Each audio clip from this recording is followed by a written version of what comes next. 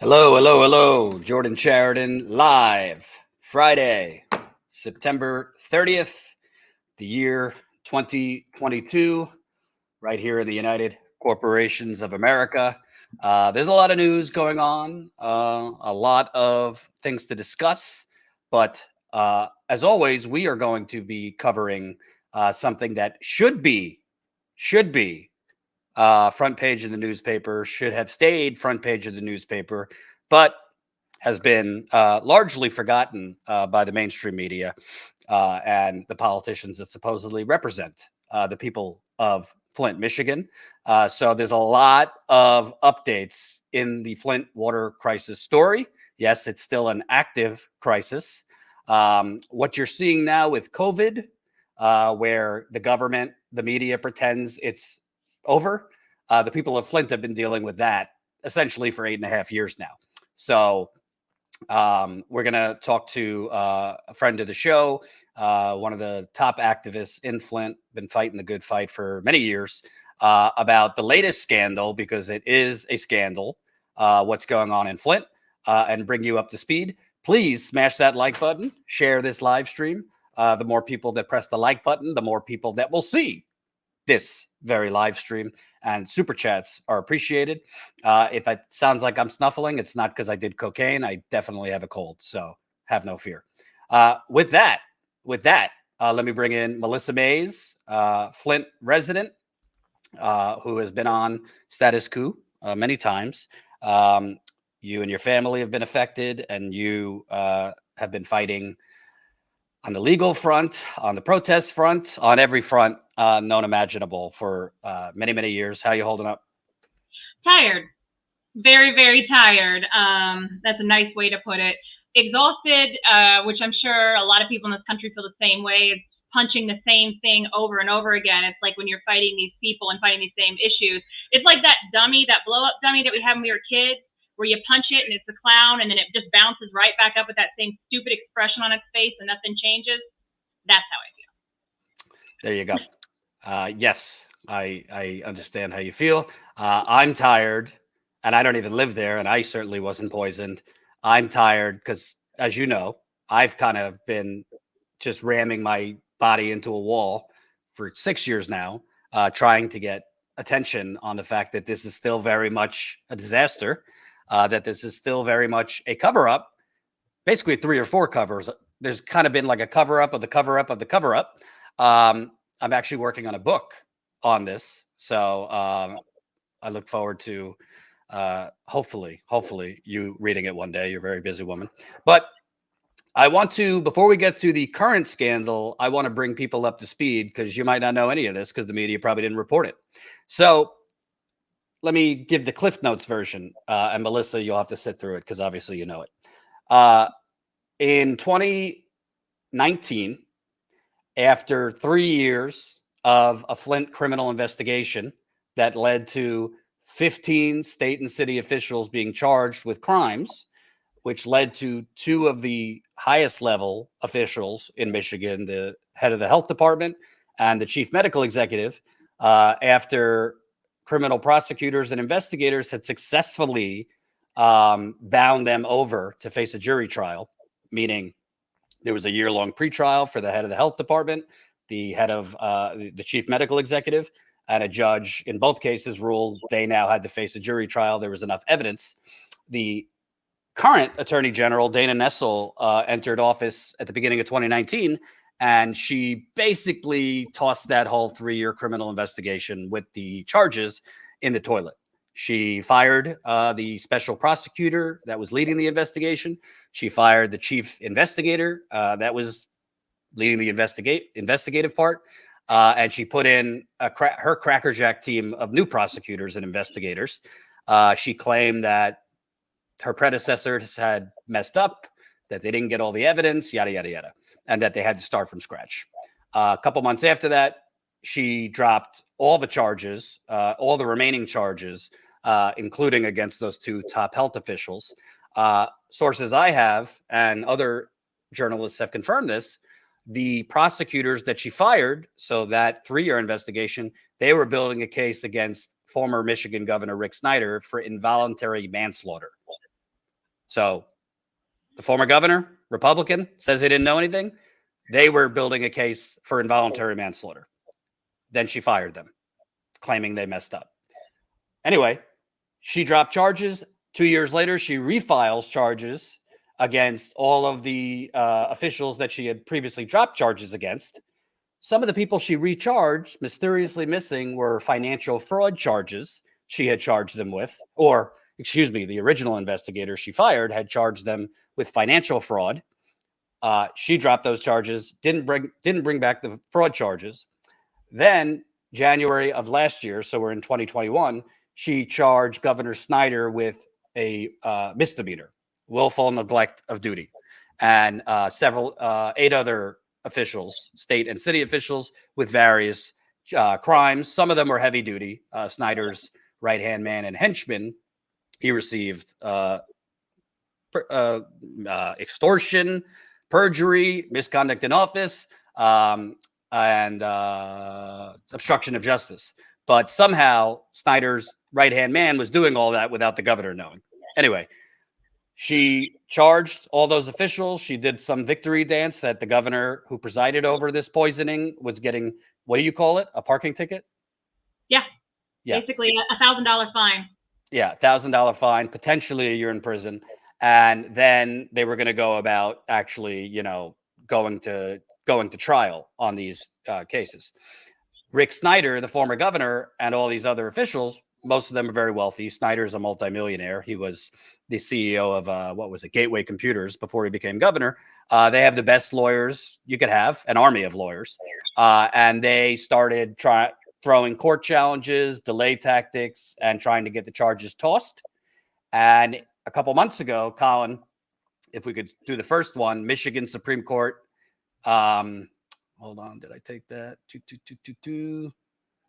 Michigan Supreme Court throws out Flint water charges against former Governor Rick Snyder, if you have that one. The Michigan Supreme Court on Tuesday threw out charges against former Governor Rick Snyder and others in the Flint water scandal, saying a judge sitting as a one-man grand jury had no power to issue indictments under rarely used state laws.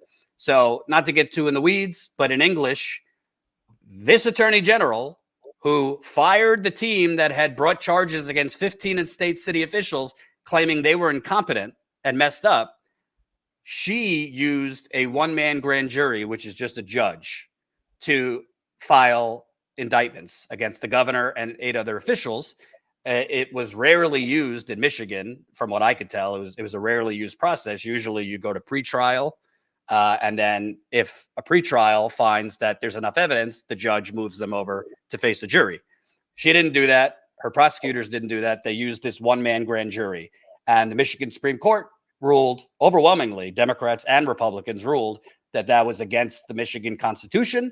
And basically on that technicality, they threw the charges against Snyder and 8 other defendants. She appealed that. Okay, so the attorney general appealed that, and the Michigan Supreme Court ruled against her on that too. Michigan Supreme Court rejects AG's appeal to use a taint team in the Flint water crisis. So that's another great part. A taint team. So, for example, what Trump is trying to do with his stalling tactics on the classified documents at Mar-a-Lago is he said we need a special master to go through all of these documents to A, make sure they're classified, which they are, but B, make sure there's no documents that are actually private and subject to attorney-client privilege. That's called a taint team.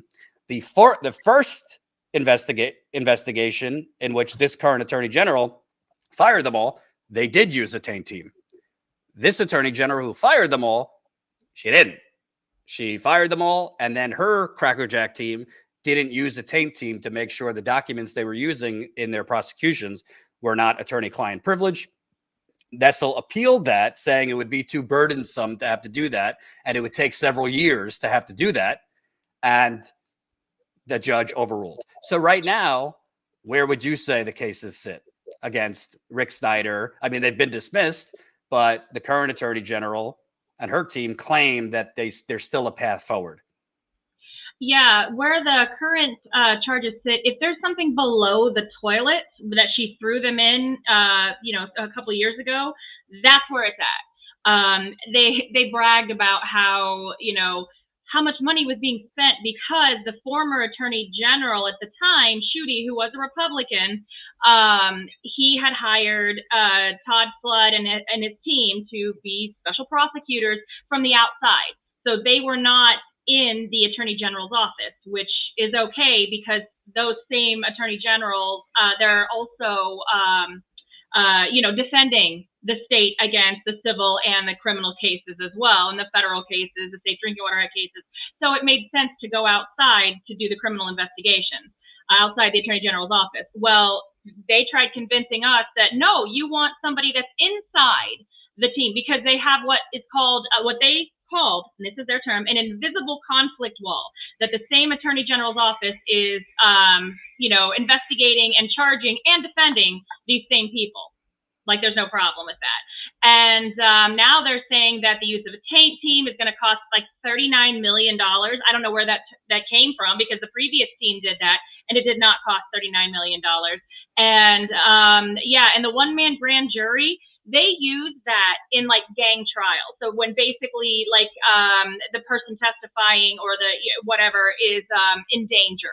So they use that in cases. I mean, they use it against poor Black and brown men, with that, but they're not going to use it against something like this, against the rich white folks. So it's interesting how it doesn't apply here, but yet it makes sense why it doesn't apply here. So it's frustrating because I don't want to, defend these people and their constitutional rights, but you kind of want to, but also you want it done as cleanly as possible. And that's what they promised us. And they said it was going to be done well and that the previous special investigation team had messed up. And so we're going to get these, quote unquote, career prosecutors to do a tight, perfect job. And so far, everything's been wrong. Every single thing has been wrong. And the ironic thing is, one of Nestle's complaints when she was running was this thing is taking too long, that the investigation was taking too long. Maybe it was taking too long because they were actually doing it the right way, which included, following legal procedures so that the cases won't get tossed. Her team, she put forward to lead the team, a solicitor general who, based on what I know, has never even faced a jury trial. And they wrongly used the one-man grand jury and didn't use a taint team. But I digress. We'll get back to the cases later. But needless to say, 8.5 years later, no justice. And honestly, I hate to say it, even if they restarted today, it's very difficult in criminal prosecutions. To prosecute people, you're going to need witnesses. Well, memories fade. And defense lawyers could say, this testimony of a witness or this is not as credible because this was 8.5 years ago. So essentially, because for whatever her reasons were, the current attorney general, a Democrat, who, by the way, is beloved by MSNBC and all these resistance liberals, because she goes on there fighting, Republican treachery and, election schemes, all that. Well, they don't ask her about, hey, what'd you do to the people of Flint? What's with all these cases being tossed out? They've never asked her. They've never challenged her. The Michigan media, frankly, barely challenges her. But moving forward, I want to get to the quality of the water. Because remember, Melissa, you've lived this. Starting in 2017, the media started regurgitating that the water is getting better. Actually, starting in 2016. At the end of 2016, because of certain outside folks that were trying to claim they fixed Flint and were trying to, awards. But yeah, they were starting to say, oh, and it's funny, instead of saying that Flint has the best water or Flint has great water, we get this same thing. Flint has the most monitored water in the country. I'm like, what? Okay, that doesn't make it good. And it's not. And if it was monitored, you would know this. But that's supposed to make us feel all warm and comfy inside. Or worse, they're like, well, for the most part, in most cases, Flint meets the federal regulations for, lead in drinking water. First of all, that does not make me feel better because we were always doing that because they were cheating on the test. And also none of the federal regulations have any health protective, guidelines at all. The only safe level of lead is 0. And they're like, oh, well, we had a home pop up with over 4,050 parts per billion a month or so ago. My neighbor and I did our water tests in August, and we still haven't received our results. So most likely it's not great. And then, of course, lead is not the only or the worst contaminant in our water. We have a Legionnaires outbreak currently going on that they're covering up. So people are in the hospital with bacterial pneumonia all over again because bacteria in the water without properly treated water. They keep experimenting with our water and blending it. So that way we can pay 2 water bills. So we're paying for 2 water lines, which, that's not what we want. And we have the highest rates in the United States for water we still cannot safely drink straight from the tap. And we saw people with rashes, oily residue, and this news. And now there's a brown oily residue on the water, and people can't get it off their pots and pans. And so then they have to buy more bottled water, of course, making the bottled water companies a lot of money just to be able to do their dishes. We all still drink bottled water because we do have the tap filters, but they don't touch a lot of the contaminants. And also they have a tendency to grow bacteria if left to sit like overnight. So it's great times here. Not a lot's changed. And oddly enough, things have gotten worse. There's nobody sitting in jail. There's no active criminal charges right now. People are getting their water shut off because they can't afford their poison. And that means less water moving to the system. That means our overall water quality drops. Chlorine levels bouncing all over the place. We've got just a mess happening here. So we're back to the guess the color, guess the smell of the water, and what is making this new, oily residue? Why does my water smell like mothballs? And nobody can answer my question. It's eating through our plumbing and our skin and our hair and all the wonderful things. And it's like, wow, this is I guess our forever. So not a lot's changed, and things aren't moving forward. And today's a very special day, or at least it was supposed to be, where my federal Safe Drinking Water Act case, I'm a plaintiff in the and our Natural Resources Defense Council. I'm going to get to that. Don't okay, go there. Gotcha. So it's a whole lot just terrible. Yeah, I want to and smash the like button, share this live stream. Let's get it up. Thumbs up right under. So, just so you know, this is from July. Lead levels in Flint water are rising again as testing expands to businesses. Look at that. When you actually expand testing, you get more lead levels. So this is from the Flint Journal, who, in my view, are corrupt as hell, but I'll read it anyway. The level of lead in city tap water has increased during testing in the first half of this year, but state environmental officials say the rise can be attributed to additional testing of businesses that are known to have lead service lines. Oh, I see. The Michigan Department of Environment, Great Lakes and Energy announced the results of Flint's lead and copper rule testing in a news release Friday, saying samples taken from 61 homes and businesses showed 90% registered lead readings at or below 10 parts per billion. That is technically lower than the EPA's bullshit 15 parts per billion, which, as Melissa just explained, 15 parts per billion is actually not a public health measurement. That's a measurement based on corrosion control. How much corrosion control is in the water. It's not based on public health because, as any doctor would tell you, everybody's different. I could drink, somebody could drink 15 parts per billion and maybe they're fine. I could drink 4 parts per billion and, maybe I have a weak immune system or whatever it is. And it over time, it could really, really make you sick or kill you. So it's rising. They claim it's, because we're testing businesses, when in reality, Melissa, number one, they have not, 8.5 years later, they have not touched residents' interior pipes inside the home. It's not like the toxic water just, went straight from the river through your tap. It goes through 3 sets of pipes, and one of them is inside your home. Those are busted. As you were about to say, today was the deadline to replace all of the service lines. The service lines are the pipes from your curb into your home. 8.5 years later, they have not replaced them all. We could get into this current mayor and his corruption. They missed the deadline. So how could the water be fine if the pipes inside the home are busted? They haven't replaced all the service lines. And oh, by the way, the main pipes underneath the street are bursting all the time. I give you the floor. Yeah, I mean, that's the thing. And also they started, so basically our 90th percentile. So what they were talking about, like 90% of the homes that were sampled were at the 10 parts per billion level, right? So saying the 90th percentile is 10. Well, the 10% they're not talking about is God knows what. Like I said, there was a 4,050 part per billion house. They tossed those aside. So basically, the crappy, outdated laws we have say you can poison 10% of your community. Toss that aside. But the 90% is what we're looking at. Well, our 90th percentile, even with all the cheating and the loopholes and all the stuff they've been doing for years, because yes, that is prevalent. That is absolutely correct. They get away with all the loopholes. So we've worked hard to legally close loopholes, and they always find more. So basically, for the longest time, when construction was going on with the lead and galvanized steel service lines being replaced, our 90th parts per billion, our 90th percentile was 3 parts per billion.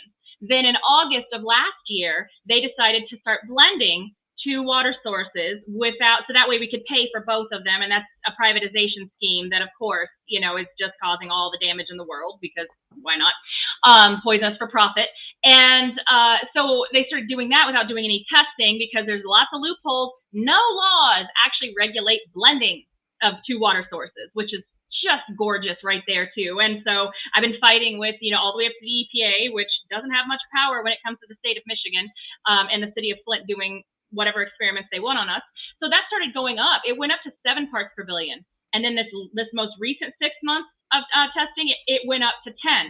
So it went from 3 parts per billion up to 7, 6 months later. Then another 6 months, here we go at 10 and increasing. So even with them now trying to not test homes, which, by the way, their excuse to expand to test businesses with known service lines, first of all, they don't have a known service line material. They don't know what it is because they can't dig up the bricks in the streets, because that's where the service lines go into these businesses that they're testing.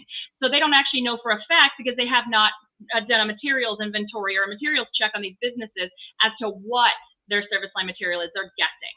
So that's garbage. Second of all, they're saying they don't have enough homes left to test with lead service lines, or a home that was built before 1986 with copper lines with lead solder in the house, which is crap, because my house does. I mean, my house does. So do most of the homes here in Flint, because it's older homes, and they're not even asking us. So they're trying to get away from that.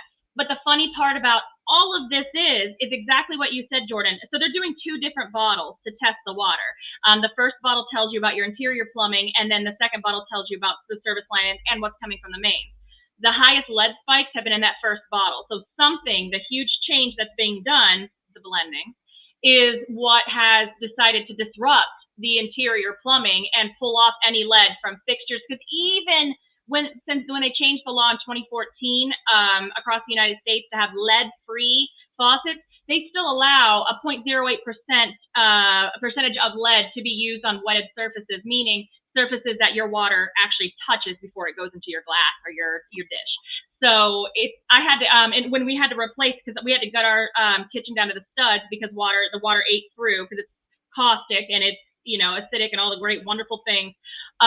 It caused a bunch of problems. We had to take our kitchen down to the studs, which is just, like I said, been wonderful. I had to order a faucet from Germany that was actually truly uses no lead or leaded brass. So so anyway, so now the water, that is now an experiment, and they refuse to give us answers as to how bad it is. But it's not really like we have to guess, because we can see it coming through our home. Now, lead has no color, taste, or odor, so that's what makes it so dangerous, is that you can say, hey, my water's not discolored, so I'm fine. Not true. But the warning signs about discolored water usually give you a heads up, because these metals don't usually travel alone, because they've gone around the system and picked up whatever metals have touched that water from the water treatment plant up into your home, including what's in your home, your faucets, your fixtures, your appliances. So so now we've got people that are we all wish we were normal. It's identical to COVID, to this COVID nightmare, because what did they do? They treated a public health crisis as a political one, and here we are. Everything's fine. Everything's fine. People are still dying. 400 people still dying a day, but no. That apparently is fine. Just like here in Flint. But what they did was they turned it into a political arena of finger pointing, so nobody actually has to fix the problem. And then, of course, residents, regular people, don't know who to trust because everybody's just trying to vie for office and whatever. So they're saying that, trying to say that the Flint water crisis is done. They're trying to get away with it because they wanna, move businesses forward. They want to move, the hashtag here is Flint forward is what the state's been trying to use. Like, Flint forward right over our bodies, if people are still dropping.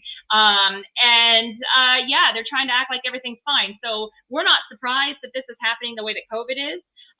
But they're trying their damnedest to end all of these so that way they can go about, going back and arguing and finger pointing and, giving tax breaks to the wealthy and corporations while the rest of us suffer and die with poisonous air, soil, water, all of the things. And while they can privatize it and profit off of it while we get the garbage that's left over. So that's the mess that's going on right now. Oh, and also I want to add that the lead levels are going up even though this mayor has done 0 service line replacements this year. And so there was no construction going on. And they're like, oh, wow, why is it going up? It must be because there's businesses involved. That must be the reason. Not that it just matches perfectly with the blending and the no construction going on. So they don't really have any other excuses as to what's magically now starting to stir up, lead that wasn't, hitting as high as it was just a year ago. I want to show this comment. Anthony, my dad used to be a state inspector for water utilities. Most cities cheat on sample tests and get away with it. It's a major issue in many Midwestern cities. I bring that up because, number one, I'll tell you straight up, I don't believe that the number was 3 parts per billion, which they were claiming. They cherry pick the testing. They were testing less and less homes. The records in the first place of who had lead service lines and who didn't were cockamamie in Flint. They were written on old index cards, and half of them were illegible. So I don't want to be a conspiracy theorist, but I find it's not credible that the levels had gotten down to 3 parts per billion. Secondly, many years ago in 2018, we proved they were cheating on the testing anyway. Under the former governor, they were telling people to flush their water lines, run your water right before taking the test, completely against federal regulations because it flushes the lead out. And as we've already talked about, how can everything be fine if the actual piping is busted inside the homes? You're still going to have lead, copper, and other things leach into the water. Secondly, I want to drill into, as we've talked about many times, it's not just lead. You were mentioning that there's been an increase that they are not mentioning of cases of Legionnaires, which is a waterborne bacteria. It's deadly. A lot of times it's misdiagnosed as pneumonia because it has similar characteristics, but it's through aerosols. So if you're older, if you have a tough immune system, even if you're healthy, you could die from Legionnaires. And what happens is you have something called biofilm inside the pipes. And correct me if I'm wrong, but the biofilm is supposed to be protected behind a coating. There's supposed to be coating that basically covers up bacteria in the pipes so it doesn't come out into the water. And chlorine is used to disinfect bacteria. The problem is in Flint, you have so many abandoned homes. You have a water system that was built for a population closer to 250,000 people. The population is now less than 100,000 people. So water is moving slowly. In some places, it's stagnant. So there's not enough chlorine to disinfect the bacteria. So you've been hearing about an increase in Legionnaires cases. Yeah, actually right in our neighborhood, because we're on the west side, so it takes like 6 to 7 days for the water to leave the water treatment plant to get over here. And we have parks, so we have a lot of dead-end streets, and the water is not moving fast enough. And then, of course, we have main breaks and leaks, so we're losing our good treatment chemicals right on out of into the street. They're just rushing into the street, and we're paying for that, of course. And there's so much organic matter in the lines coming in from the main breaks and the biofilm coming loose and everything. So our chlorine is getting used up. It's doing its job before it even gets to the homes. Now, the fun part about that is, one, you've got bacteria then coming in, but you with no chlorine to attack it. But then you also have the gases that are released, the disinfection byproducts, which are carcinogens. They're cancer-causing byproducts, gases that are released. And if anybody has water that smells like bleach or chlorine, that's what you're smelling. You're not actually smelling the chlorine itself. You're smelling the gases that are released when chlorine does its job and it interacts with these volatile organic compounds and this yuck, right? So when you go into a swimming pool and it smells like chlorine, it's basically the chlorine releasing a gas when it interacts with like the pee and sweat and everything in the public pool. So it's chlorine doing its job, which, you know, for short term, not a big deal, not great for you, but not a huge deal. However, when you are showering in it, inhaling it, absorbing it through your skin, drinking it, all of those things, it does a lot of damage, causes a lot neurological, gastro problems, cancers, thyroid cancers, bladder cancers from women, you know, sitting in the tub like, you know, we'd like to do, but also long, steamy showers. And so it's, you got to hide from that. And then you got to worry about, okay, how many filters do I have? How long can we take a shower? I don't want to take a bath and soak in bacteria, because also bacteria like Legionnaires feeds off of copper corrosion, iron corrosion feeds bacteria. So when you have them dumping more chemicals in to try to fight a chemical problem, the bacteria problem, it's becoming more corrosive. So it's harder on the pipes. It's harder on, it's stripping away that biofilm that's supposed to protect the pipes from the water and the water from the pipes. But then bacteria feeds on it, especially in your water heaters and in your interior plumbing. We have a lot of galvanized in that. It's disgusting. And, you never think twice about it until something like this happens, but how gross things can be and how deadly they can be when they go wrong. When water is treated like a commodity and they're trying to siphon profit off of it and not treat it like, a health protective thing, as it should be, it's deadly. And we've lost countless people here. There was hundreds of people that died from bacterial pneumonia, which has been misdiagnosed Legionnaires, people who have lung damage because of inhaling this. And then you've got COVID hitting. We had a 12.5% case fatality rate for the longest time. It was so bad that they were, now they've reshuffled how they do the numbers, of course, to try to drop that down. We've lost a lot of good people that have died and are still dying as of this year from COVID, because our bodies, our immune systems are just hit. Because if you're getting hit with heavy metals, that's bad. If you're getting hit with carcinogens, that's bad. If you're getting hit with bacteria, that's also bad. But when you've got all three layered for long-term exposure, nobody has any answers. I spoke at the Society of Toxicology conference earlier this year, and nobody can give me any answers as to what all of these combined do to our bodies, what one does to the other. And you've got these layered things happening. And then, of course, you've got the stress and the trauma of, losing folks because of the ongoing Flint water crisis. That study just came out saying, and I think this is a low ball, saying that, at least 25% of Flint residents have developed PTSD due to the water crisis. And then we also have poverty. We have extreme poverty and violence, because, what happens with lead poison folks is it does damage to your brain, your ability to make decisions. So they studied this with gas and paint, how crime levels dropped, after they took lead out of gas and paint. And I don't eat paint and I don't drink gas. So what happens when you're drinking water with the lead? So, it's and of course that's going to take a long-term study. We've had the increase in miscarriages, the drops in fertility and all this. And so it's going on and on and on. And then you have COVID just slam into us, and a mayor that the thing he did was he put a 9 o'clock curfew. So folks had to be in their house by 9 o'clock, because, COVID's like a vampire or something. It only comes out at night. So, that's the best he's done. But he did also stop the service line replacement, even though it was happening out in the street. He was like, oh, COVID, we got to protect people from COVID. I'm like, is COVID in the water? Is there something you're not telling us? Like, what's going on with this? Why? Why did this have to stop? So once again, it's to remove Flint from the public. And also, as this infrastructure money and everything is rolling out, they want us to go away, because we can tell you all the things that go wrong, because we've learned the hard way, things that go right and how to push. And at Flint Rising, we're pushing to teach other cities what to look for, how to hold these people accountable, and, how to protect yourself during this process, and how to make sure the money's spent like it should be. So, of course, they want us to shut up and go away. And they want people to think that Flint's all fine and that things have gone away. So they're just pulling away, like hoping that we'll all die off or shut up or something like that, like they've never met us before. I mean, you've been here a billion times, Jordan. I mean, like, do Flint residents seem quiet to you? No. No, I mean, we're sick and we're tired and we're just over it, believe me. But no, we're not going to let this continue to happen here. So we're still fighting here. And then now we're helping other cities as well to make sure they don't end up like us. Can I add, there's now a major cancer cluster in Flint. This is from Flint Journal. Genesee County's cancer rate higher than the rest of Michigan, study shows.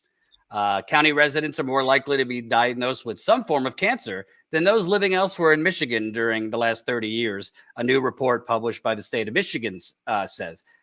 It's interesting that they kind of leave out in the headline, is Flint part of Genesee County? What happened? Yeah, you're the largest part of Genesee County. What happened within the last 30 years? I don't know, the poisoning of the city with carcinogens, lead, bacteria, God knows what else. Then, this was my favorite. This is from Click One Detroit. Could a spike in cancer cases in the Flint area be linked to the water crisis? No, I'm sure it's just the weather that caused the spike in cancer rates. I'm not trying to make light of it, but like there's a cancer cluster in Flint. From what I've seen, it's one of the fastest growing in America. And the lead, it affects your kidneys, liver, obviously your brain, all your systems. So if you're not poisoned, you could be genetically disposed to cancer. It could happen to anyone really, but you could have markers genetically that link you to cancer. But then when you pour on top of that, these neurotoxins, and we've already established it's not just the lead, TTHMs, which are the disinfection byproducts, they're carcinogens, so cancer causing. Can you talk about, I know, because we know a lot of the same people, there are a lot of people that have developed cancer, and there's unfortunately people dying. Yeah, so I'm one of those people. I'm not dying, I hope yet. I got things to do. So, so I'm one of those people, and it's funny because they can't figure out why, and our cancers are actually developing weird, right? And so I'm talking to geneticists that are like, well, you have like 34,000 genes, right? And these contaminants can totally flip on genes that aren't supposed to be on and flip off genes that are supposed to be on.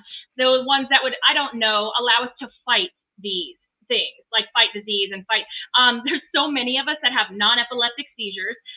There's so many of us that have these disorders, these autoimmune disorders, but yet we're not developing antibodies that will tell them what it is. Maybe it's RA, maybe it's lupus. We don't know. So we have these specialists that are scraping to try to figure out how to treat us when our bodies are now reacting in ways that don't make any sense and that they have not seen before. Because again, according to my primary care, who is amazing, he's like, this is a first world country. We're not trained in this. We're not supposed to know like these things. And so nobody studied them. And across the board, lead has not been studied. Any kind of long-term study has been done above the children above the age of 6. So they're like, oh yeah, it doesn't harm adults. Well, you can sure say that because you haven't done any research, but all we have to do is look around at how many of our friends are dead or disabled or suffering greatly. And so, we've lost a lot of people, and, our bodies are reacting to treatments differently. Like in my case, my immune system was trying to attack the treatment, which is hilarious. I'm like, oh, this is what you go attack. When I got COVID, my body attacked me instead of COVID. So, that's fun. So I've got heart and lung scarring now and stuff. And and I went from having 3 leaking valves last year to 4 now. My cardiologist has no answers. They have no answers for us because this is just, there's nothing that they can go back to because nobody's also doing any kind of epidemiological studies, which I've been asking for since January of 2015. Any kind of studies. Hair, and anytime we put in grants with specialists to get these things going to where we study hair, toenails not only show what you've been exposed to over the past 18 months, they show your body load, like what your body's holding on to. So, because sometimes, like you could, drink some contaminants or, ingest it, but then maybe you pee some out, great. But, a lot of heavy metals and everything gets, absorbed into your bones, like lead. Lead looks and resembles calcium, but it's a little bit lighter. So your body, your bones will absorb the lead thinking it's calcium, and your teeth, all of these things. And in women, because we're extra lucky, these heavy metals like lead and copper get stored in our reproductive organs, because why not? Our brains, my neurologist says that, and I was in the hospital for a week in June, having them study, my brain. I'm like, here we go. I got nothing else to do, I guess. I do. I work. But figure this out. Figure out what's going on with our brains. But they're like, you put metal into an electrical system, this is what happens. It shorts out. So we have a lot of people that are dealing with this. And of course, our doctors are trying their best, but you've got then the state, saying, oh, no, nobody's injured, nobody's sick, and in the health study, the cancer cluster, that came from the residents pushing for it and demanding it, because we've watched too many of our folks. So we're sitting here on, social media, discussing, okay, well, who's dying now? What's going on? And that's how we found out about the Legionnaires outbreak on the west side over here by me, right up the street. And I'm like, oh, awesome. That's awful. And there's Melissa, no reporting in these homes. So, they're just like, good luck. I hate to interrupt, but I thought that a Democratic governor coming in, I thought Democratic Governor Gretchen Whitmer, I mean, I could understand there's a lot of people in Flint that were hopeful in 2019. Mm-hmm. She won in 2018. I thought a governor, she ran on justice for Flint, reopening the shut down water stations that were providing free water. It sounds like her administration, the health department, are pretty much part of mission accomplished. There's no crisis. Right. And I mean, it was infuriating for them, because last year we started working with Benton Harbor on the west side of the state, who was having the similar issues. I mean, they weren't treating the water properly, and they showed to have a big lead problem. But the difference is that, Whitmer, her administration did not want Benton Harbor compared to Flint. Nobody wants that, So that's our most powerful thing. Instead of saying, such and such has worse lead levels than Flint. No, you say it's just as bad as Flint, because nobody in the country's had 22,500 parts per billion in their water like my neighbor down the street, because he's a senior citizen and has since left, and because that's bad. 5,000 parts per billion is hazardous waste. So nobody wants to be compared to Flint. Now, Benton Harbor, they started replacing their lines at the beginning of this year because we pushed for it, and they're going to get done before we are. Not that I'm jealous. I'm very happy for them, but oh my God. So she's moving it faster on a PR basis, but still the biggest thing is anything that, if Flint residents get involved to help with, they're doing everything they can to keep us quiet and keep us out of the media, because, everybody just wants to be done with it, because it's become such a huge mess. Now, if it was me, I'd be like, previous guy did this, I'm going to fix it and fix it right and get this done with. However, I don't think that the companies, industry, corporations that run this state, or, the orgs, want that done. So, I mean, she could have come in with all good intentions. It's not how it happened. I mean, and again, look at also the Democratic Attorney General. Everybody was like, okay, excited, hooray, we're going to make a shift and a change. And her platform was justice for Flint. And, the first thing she did was fire the team that was getting us justice. So, we've got a governor that maybe she's trying, I don't know, but it ain't working. And so what we're getting is dismissed, and nobody's stopping that. Nobody's stepping up saying, hey, Flint still needs this. No. But then we have the Attorney General that's like, F Flint and whatever justice means to them, blah, blah, blah. Well, I have another story. I have another story in the works that I think a little something about that. I don't think she's going to like. I don't think it's going to look so good for the Attorney General. So stay tuned for that story. It's done. I'm just waiting for the outlet to publish it. I hate to do this because it's a little depressing, but I want to humanize this, because we're talking about people are dying basically in silence. The media is not covering it. Three people that you knew, that we all loved, 3 people that I interviewed a little over a year ago are all gone now. Not from cancer, from various different things, but all of them were damaged from this water. I want to just play bang, bang, bang. These are 3 people that just within the last year have passed away. Yeah, the brown water coming out of there. In the bathroom, and they had to unplug it, and it was just disgusting. And you, on your arm, you were showing. Yeah, my arms break out all the time. From the water. My skin's gonna just peel. I mean, it takes everything I've got to keep my skin on my bones. from taking a shower and that shit. And you're not talking about like residual scars from 6 years ago. You're talking about stuff you're getting now. This is in the last 24 hours. My hair is falling out all over again, just like in 14.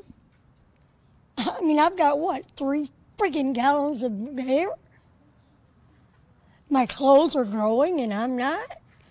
Your clothes are getting holes in them again. Yeah, and holes ate right through them. I mean, the pipe last spring that Wayne County replaced, the little piece of it, that nobody was even using it. It started leaking. When he took it out of there, you can't see through it at all. It's that corroded over. I've got one of the other pipes plugged up that ate a hole right through the smokestack. None of them pipes have been replaced except for 2011. And guess what? They have to be fucking replaced again. You ruined them. And also, I hate to say it, I mean, look how much weight you've lost. Your health problems. And can't gain it back. And constantly going to the doctor, doing the same thing. Okay, let's look down your throat. Okay, well, no, you've got all this congestion. You need to be on a round of antibiotics and yeast medicine and blah, blah, blah, blah, blah, blah, blah. You know, when does it end? So that was Virginia Murphy, who passed away a few months ago. She had a lot of health problems from the water. Let's play the next one, Colin. They told me if I didn't allow them to do this, I'd be dead by morning. Then I got trached too high, and it will never heal now. And if scar tissue forms, then I have to be retrached. And I've been no energy. I literally have lived in my bedroom. I've lived in my home for a long time, but there's 14 stairs to the upstairs bathroom, 14 down. And someone didn't want to show this was me before the water. This was 3 years ago. Now look. Look at my face, the swelling. I'm talking good today, but that's the grace of God. I've lost everything. Now my property value that I've 42 years, I was emancipated at 14. Put myself through college. I didn't have no help, no privilege. I was beaten by my parents and thrown to the streets. And I fought for emancipation and raised my children with God. But where did it get me in the city of Flint? I might as well be dead. I have 13 grandkids from 2 to 20. I can't do anything with them. My life is over. I can't even enjoy my beautiful home. So that was Clara Moore. She passed away. That she had a tracheotomy soon after the water switch.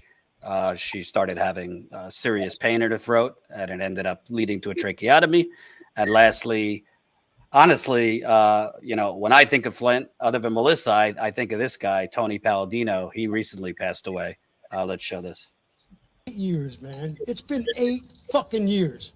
I can't take it. I'm not going nowhere. I told him that. I'm losing my houses now. My health has gone to hell. And if I die because of this, I'm dead. I'm dead. But someone's got to speak it up.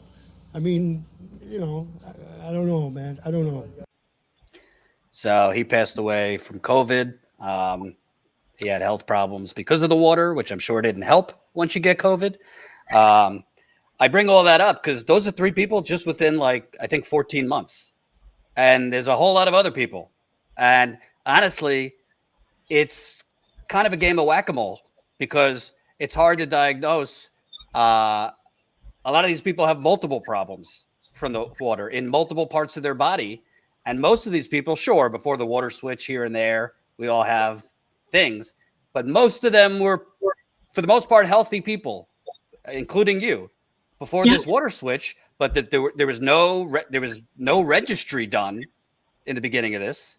So you couldn't really trace who got what. Where are they now? So basically, this is, to me, and we haven't even, by the way, gotten into the new scandal. We're going to get to the new scandal in a few minutes. But this, to me, is a slow-moving funeral process. And the state of Michigan, who presided over this, sure, this current governor wasn't involved when it was happening, but she sure as shit is letting people slowly die and fend for themselves. Your thoughts?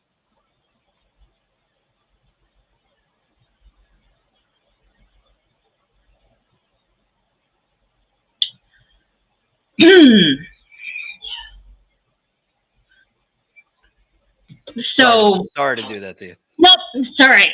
A lot of those people were in my dining room right here when we started planning and fighting all this at the beginning of 2015.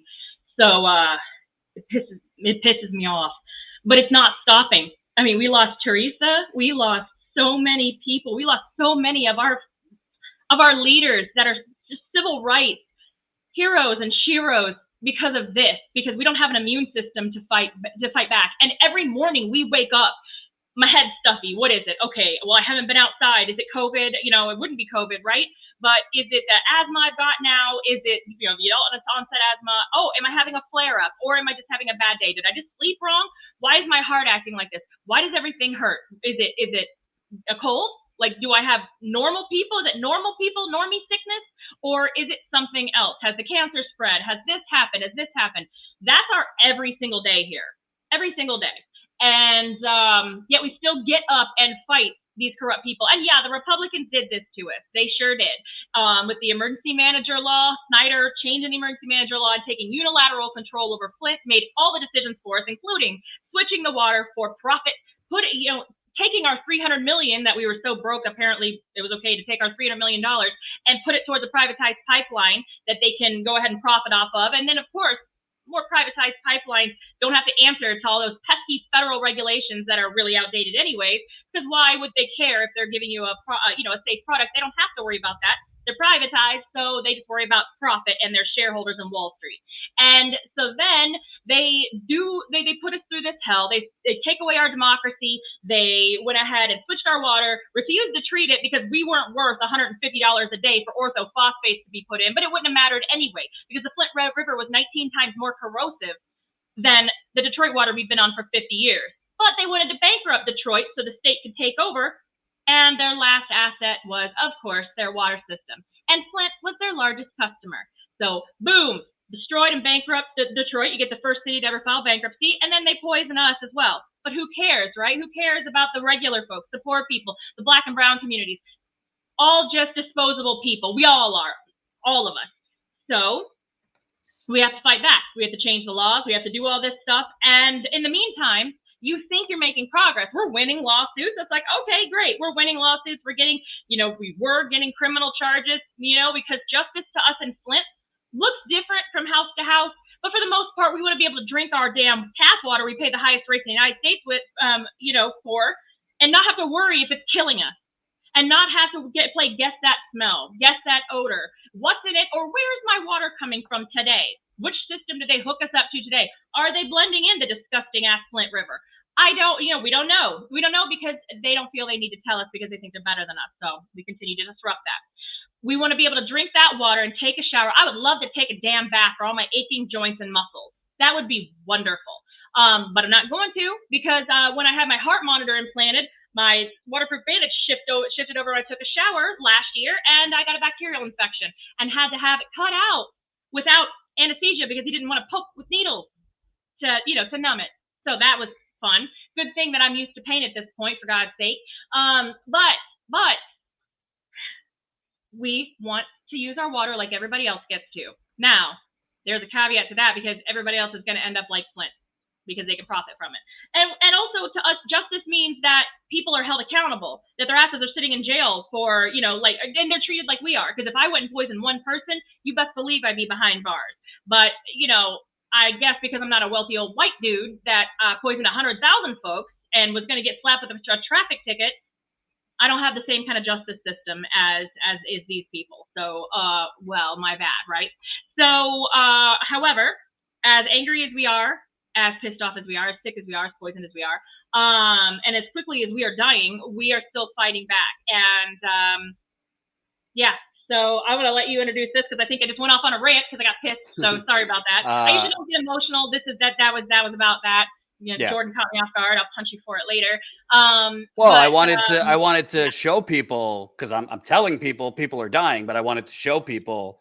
I could say it, but hearing from people who tragically died very, Tony was 60, Virginia, I think, was 60 something, Clara, maybe 50 something. Hearing from them makes it more real, I think. I also want to point out that all this is happening. Yeah, Biden was not the president when this happened. Obama was. But Biden talks about, environmental justice. He talks about, his infrastructure deal. We got to get rid of all the lead pipes. Correct me if I'm wrong. They never declared Flint a disaster. They declared it an emergency. And that distinction is important because without a federal disaster declaration, it basically holds back a lot more funding that could have been brought to Flint. It holds back. I mean, the Army Corps, if they would have declared it a federal disaster, like they're going to declare Hurricane Ian, the Army Corps could have been in and they could have fucking dug out the pipes in 8 months, not 8.5 years. So Biden could have corrected the failures of Obama, Trump. He's done jack shit. And now bringing it to the current day scandal. I saw this earlier and it's just, this is neoliberalism in a nutshell. Colin from Flint Journal. $300 credits approved for every water customer in Flint. Every water customer in Flint will receive $300 credits on their water bills, and that payment can be used to avoid shutoffs on accounts that are overdue. After months of consideration, the city council agreed to the water credit proposal from Mayor Sheldon Neely on Monday, September 26, voting 5-2 to commit $8.6 million in American Rescue Plan Act funds to the program. This is a very historic moment. Third Ward Councilman Quincy Murphy. So let's get this straight, what this really means. We've already established the water is not safe. I don't care what they say. I mean, I've been to Flint many times. I was just there a year ago. You're hearing from residents showing the rashes on their skin, talking about their hair falling out. You're talking about it smells and is discolored now, 8.5 years later. So I don't need to hear from media outlets like Politico that have never gone to Flint to actually talk to residents telling us the water is fine, and all these water outlets that just regurgitate bullshit data that's been cherry picked. I talk to the residents and they're telling me it's not fine because they're smelling it, they're seeing it, they're bathing in it. But essentially they're giving you $300 credits for water you really can't drink or bathe in safely to avoid shutting. I mean, to avoid shutting, right, to avoid shutting your water off. Yeah. What happens to the people whose water's already shut off?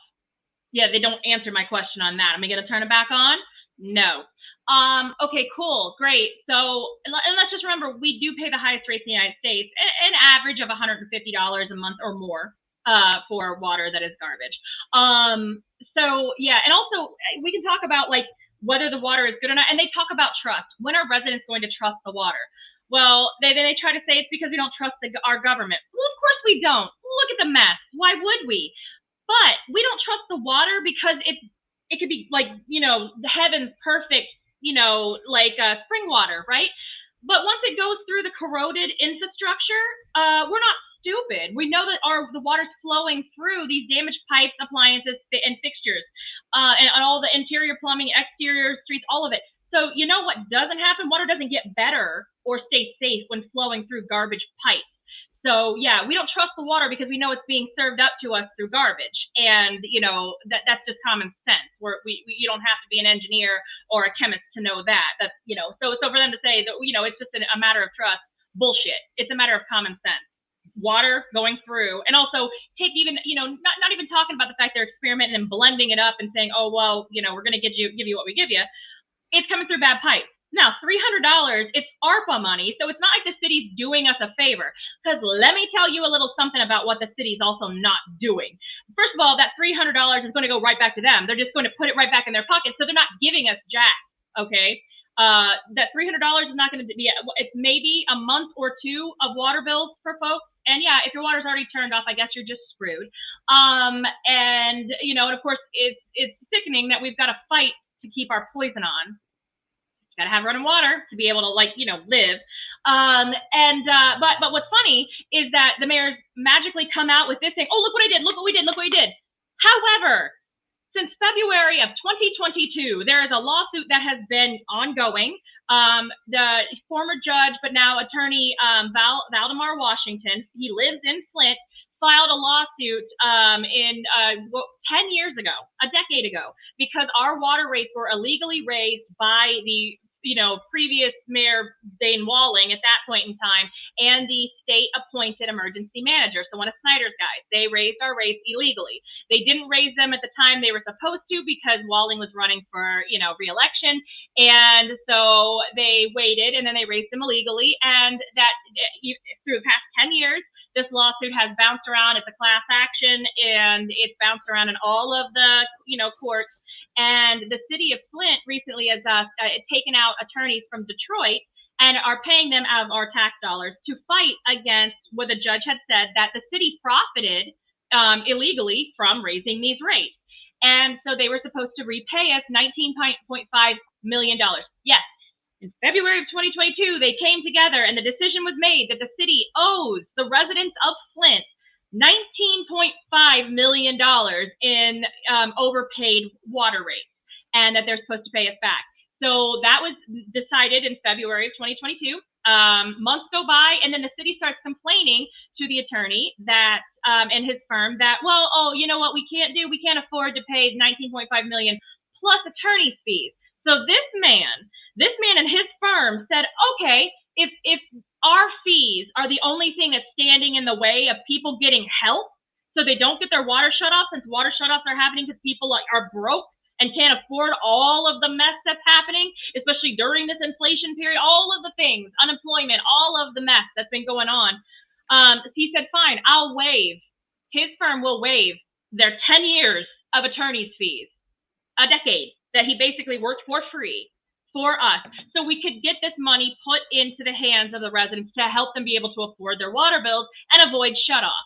And so that letter went out in August, and nothing to the mayor, nothing. I just happened to find it. We were going through looking to see how many folks have got their water, have their water shut off, and looking at rates and all this stuff, and it just happened to be filed in at random. And that letter's been sitting there with no response, nothing. $19.5 million. Plus, not worrying about the attorney's fees, but then he also wants the Detroit firm to stop getting paid out of our pockets and have them also donate their fees, because why not? Since everybody's best should have the Flint residents' interest, as the top focus.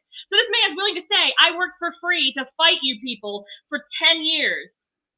So that way people don't get their water shut off, and $19.5 million damn dollars that needs to go into the people of Flint's pockets to help them with their water bills and to help them prevent them getting shut off. But instead, we get this $300 crap. And my question, where was Flint finding the money to pay for Detroit lawyers for over a decade? Flint's broke. So where were they? Flint's broke. They keep saying that over and over and over again, but yet we find this money, the $300 million, to build an unnecessary, redundant pipeline that's privatized, that everybody else but Flint has control over, and they keep finding money for all of these things, for all of these staff members and these outside, because we have city attorneys, that we already have hired and we're already paying for, but now we have these Detroit firms. But where does the money come from that? Geez, I wonder where. Oh yeah, I'm paying for it. The same reason, the same place that the money's coming out to pay for the state's attorneys to defend themselves against what they've done to us. Our tax dollars, our pockets are paying for those attorneys.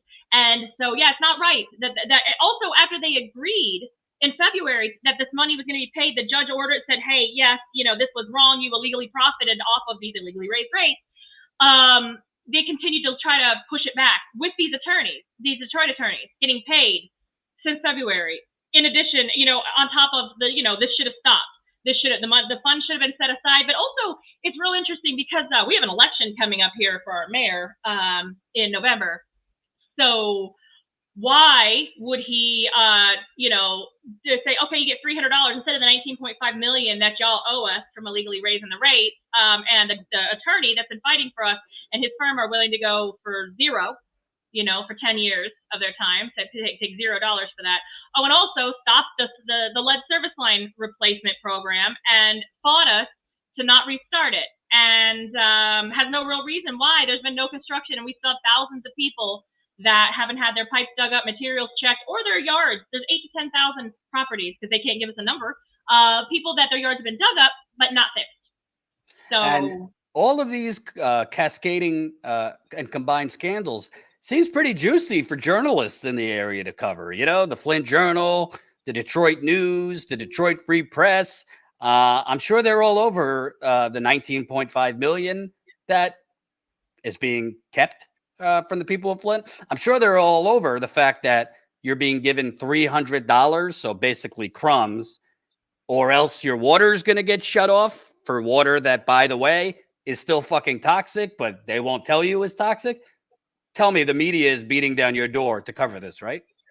Jordan, I shared the letter that I found with you and all of the media. You're the only one that's talked to me about it. And I don't live in Flint, by the way. Nope. You don't even live in Michigan. No. And yeah, you'd think it would be a big deal that, Assistance for Flint is sitting there. It's our money that they have to pay us back, and it's just sitting there. It's almost like a collective gag order went out to the media by somebody up high, some, nefarious force. I don't know, a foundation, maybe corporation, shadow government. Hey, this is over. Move on. We want to hear, you could report on kidnappings. You could report on murder. You could report on, little lemonade stands, but not the slow moving funeral procession going on. And it's really scandalous because in reality, we don't to be honest with you, do we even know what your water source is right now? We haven't even really gotten into that. Now, you're supposed to be on water from the Great Lakes Water Authority, which is the water system coming from Detroit. That's what you're supposed to be on. That's what you were on under a different name before they switched to the Flint River. You were getting your water from Detroit. Didn't have any major problems for 50 years. No. Then, correct me if I'm wrong, last year, was it? Or early this year, they tell you, oh, there's some problem that needs repairs with the Great Lakes Water Authority. So temporarily, we're going to start giving you more money from the Karagandhi Water Authority. A brief history overview for the audience. The Karagandhi Water Authority, KWA, was the brand new water system, completely unnecessary. The pipe was running on the exact same parallel path as the existing Detroit pipe that Flint got its water from for 50 years. And Flint, who was legally not allowed to borrow any more money in 2014, somehow was granted an exception to borrow $85 million to join this brand new water system, the KWA, that they never needed to be on in the first place. And while the KWA was going to be built, 2-year construction period, we'll throw them on the Flint River in the meantime. And by the way, it's not only that they chose not to add the corrosion control chemicals into the water. That's how the media has reported it. Oh, they just, to save money, didn't add the corrosion control chemicals. Get this. The Flint water plant did not have the equipment in the plant. They didn't have the equipment in the plant to add the corrosion control chemicals into the water. So it's the equivalent basically of the Flint water plant to treat the Flint River water would be like you getting on a cross-country flight on an airplane with one wing. That's what the Flint water plant was ready, and the state of the Flint water plant when they switched the whole city to a centuries-long polluted river. But the reason I bring all this up, Melissa, they started shifting you. You guys were not on KWA because the last mayor fought against it. You were supposed to be on Great Lakes Water Authority, but citing, I guess, a valve repair that was needed earlier this year, was it? They started switching you over more towards KWA water? So they call it a secondary or backup water system that nobody else does. So they said that they had to fix a valve. So they were going to slowly start using this valve to blend in the Carragandi Water Authority pipe, that pipeline water, which is not treated at the source like Detroit is. It's untreated, piped 70 miles to a water treatment plant and then sent to us. So it's treated differently. It's even though it's coming from the same lake, Detroit water is treated at their high-tech, wonderful, could withstand a bomb water treatment plant, and then piped clean water through to the cities that they service, right? So totally different, because untreated water, as I was told, it without sun, light, air, water, any of that stuff, it's basically bacteria water pooing on itself and whatever filth has been dumped into that lake. There's also nuclear waste discharged right across the way on the Canadian side into that same lake. And it's also a major thing for recreation and sports and boats and gasoline and all that. So the Carragandi Water Authority was built much cheaper, and it was built for blue gold, basically for fracking. So companies could use this raw water, and the auto industry could use this raw water for washing their parts, so they wouldn't have to take the time or spend the money to remove treatment chemicals like chlorine, because why want, you don't want these corporations to spend money, right? And so what we were going to have is the Carragandi Water Authority blended, because it wasn't built big enough for Genesee, all of our county, let alone the citizens of Flint. So it was going to be blended with the Flint River. Well, we put a big stick in that when we showed how disgusting the Flint River was, and it was killing people. And so the former Mayor Karen Weaver fought with us and said, no, we're not going to the Carragandi Water Authority, who cried because we're supposed to be paying their bonds, because we're broke, right? So Genesee County wants our money and our tax base. So here we are. Now they're like, well, we found a loophole, of course, with blending. So we're gonna basically have water constantly blending into your clean Detroit, water.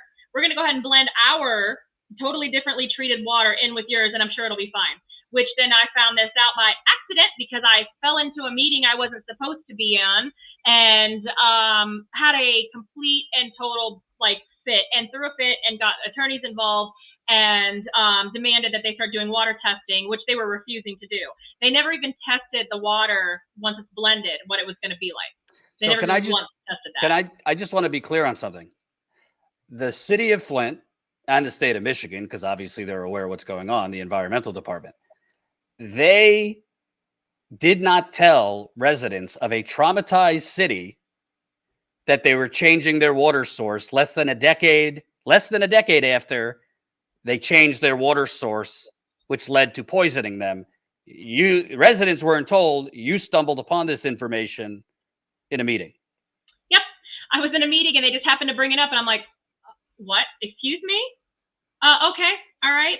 So instead of, throwing my computer, I got up, took a few hundred laps around my dining room table, and then started calling my attorneys, and then started demanding information from going all the way up to Region 5.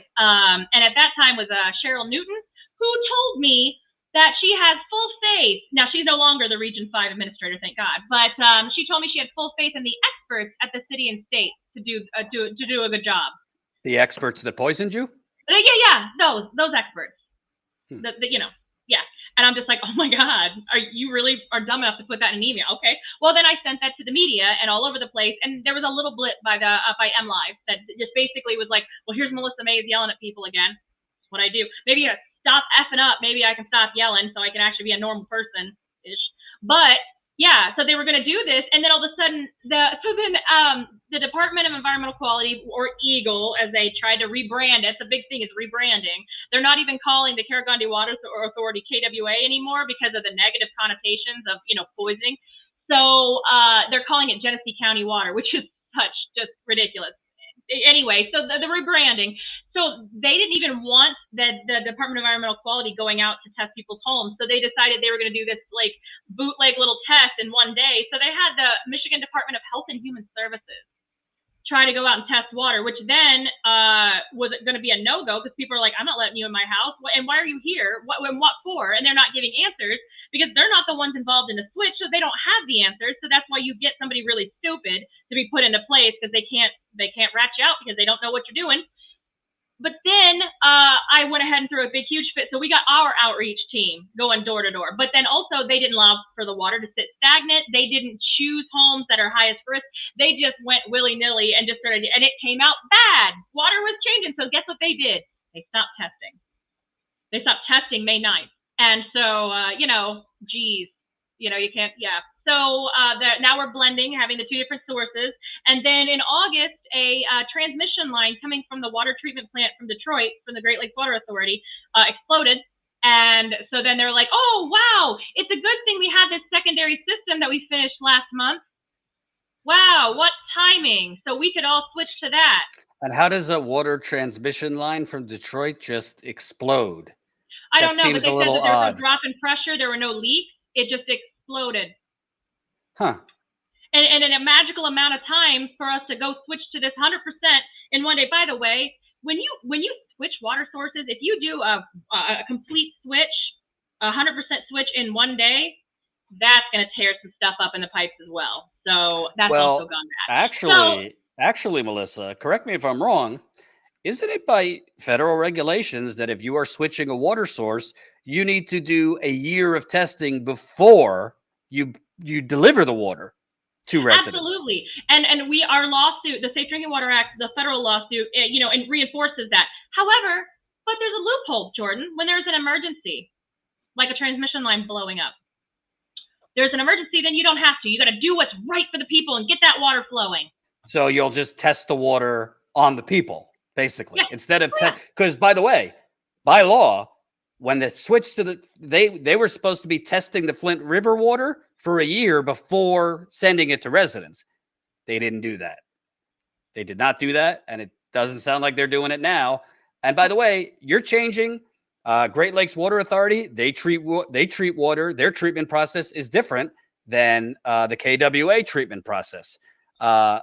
They're both coming from Lake Huron, which is part of the Great Lakes, but the treatment process is different. So when you're mixing two different water sources with two different treatment processes, you're probably going to have problems if you're not testing, or you're testing a very small amount. And then we didn't find out even about the transmission thing. We found out from a Detroit news station, just on Twitter. They didn't bother to tell us anything. And then they're like, well, if you want to boil the water, because that's what you do when there's a main break, right? You boil the water. However, in Flint, you have to filter the water and then boil it, because if you boil it with metals in it, it condenses the metals and further poisons you. So I'm just having a complete fit. I'm yelling at everybody. I'm like, oh my God, you're not even telling people the safe thing. But they're like, oh, don't worry about it. We had this magic water already waiting for you. And I'm like, magic. Oh, wow. Imagine the timing. Imagine that. And they'd be like, oh, because I got into it with the mayor himself when he trapped me in a hallway. And he was saying, well, we wouldn't have any water. We wouldn't have had any water. I'm like, that's also not true. Oh my God. But anyway, you got plenty. They got plenty of water to let Nestle steal in Michigan. You got it. Well, because Nestle gets to pay $200 a year to siphon as much water as they want for free. And then, we went there with Michael Moore a few years ago, and I was asking them, I was like, hey, I'll pay your 1 year of your permit if you pay 1 month of my water bill, which at that time was like $346 for 1 month. And then they called the cops on us. They had 9 different police cars pull up and try to arrest Michael Moore, his film crew, and a busload of Flint residents. It was a weekday, so it was mostly children and the elderly and a priest. They put them in cuffs, because we were waiting in the lobby. We just wanted to talk to somebody, So, of course, companies, industry, corporations, they have more rights than we do. Silly humans wanting their, rights and their clean water and whatnot. But yeah, so they have plenty of water. It's not an issue, but they're trying to show that it's great. But now, funny thing is, remember, the Tarragona Water Authority, this KWA, Genesee County Water, whatever you call it, was not built big enough to supply the entire county, which they're having to do right now. So we had, like, at the ends of the dead end streets, they had the hydrants going. They had flushers on the hydrants to try to keep the water moving. Well, they don't have enough water to supply to all of us, so they shut the flushers off. And that meant that the water went stagnant. And that meant a lot of people A lot of people got very, very sick, got Legionnaires and everything because water's sitting there stagnant. So then we threw a fit about people, getting sick and hospitalized again from Legionnaires and bacterial infections. And so then they had to turn some flushers back on. But that then meant that, once again, there's not enough water to service everybody. So the couple choices are, do they blend in the Flint River? We don't know. Or do they just start shutting people off en masse so there's fewer people using the water, which then puts us back to the stagnant water problem. But they're trying to cover the fact that the KWA is not perfect and it can't, it's not for all of us. And it's also causing a lot of water quality problems on top of the ones we already had. So again, they just want to cover their ass and they want to cover the bondholders and Wall Street and everything. So we're just getting whatever this sludge crap is, for funsies. Because, I didn't want to spend all that money on new faucets and fixtures. And, I didn't want to keep them for over a year. Just let's go ahead and have the water eat through them again. It's good time. But then they're just sitting there like, but hey, we have this backup water source and now you have $300. Look at all the good we've done. And we're like, the bad pipes are still in the ground in our home. The water's still bad. The water's still expensive. There's $19.5 million sitting there to help with the cost of the water. This $300 is a drop in a garbage bucket. So, this is I hate to phrase it this way, but at this point, I don't know how else to call it. I think, do you feel Flint is just a sacrifice zone? I think Flint, it seems to me that the state of Michigan, Republican governors, Democratic governors, Republican attorney generals, at least the original investigators seem to be doing a real investigation and trying to get you justice. But everything we're talking about, third world countries, in many third world countries, the government attempts to do more for the people than what we're describing here. And this is 8.5 years later. You don't have Medicare for all. I know you and others damn near bankrupt trying to pay for environmental doctors because you need specialists for heavy metal poisoning, bacterial contamination. Your water is getting shut off. The water is still bad. It smells. Tony, before he died, told me his eyes were burning when he showered. People still getting rashes. In a sane society, this would be on the front page of the news. But it seems that the news literally has gotten marching orders, at least in my communications, because I've yelled at a lot of news outlets for burying this and ignoring story after story that I've broken.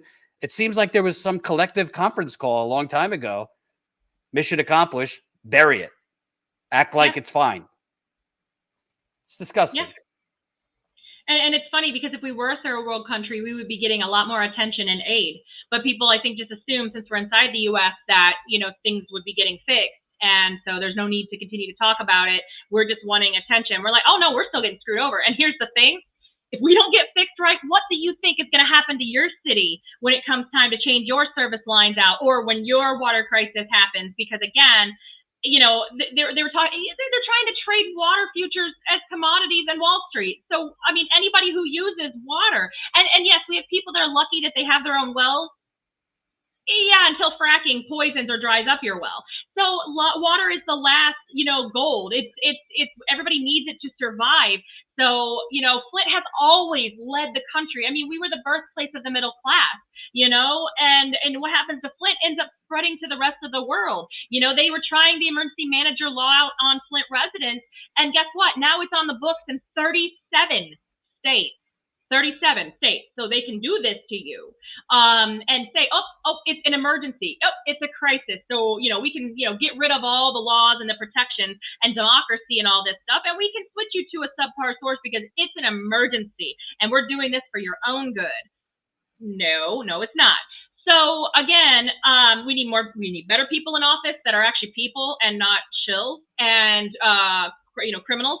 And actually, you know what? I'd take my corner drug dealer over the folks that are in office now, because at least they know if I want to continue to make money, I should keep my, customer base alive.